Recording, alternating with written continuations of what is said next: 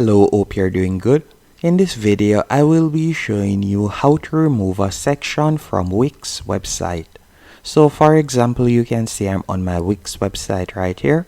And if you'd like to remove any section, so let's say I would like to remove the right column, all you'll need to do is select it, then right click, then you will see the option delete.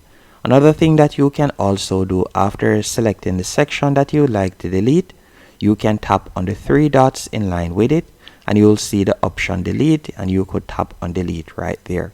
If it is a case that you would like to add a section, you can add section, so I could tap on add a design section, and from here you can see the different options. So let's say for example I would like to add a new section, so I could add the welcome section. All I would need to do is simply drag and place it, as you can see right there. And I can also add other sections by going down. You will see the option add section. I could tap right there and I could also add another section. So let's say for example business info.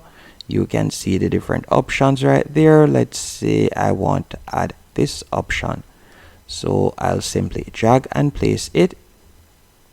After you have added the section, now to delete this section also, as I said earlier, all you'll need to do is select it, then tap on the three dots, then tap on delete.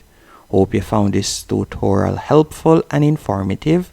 If you did, be sure to hit the like button and subscribe.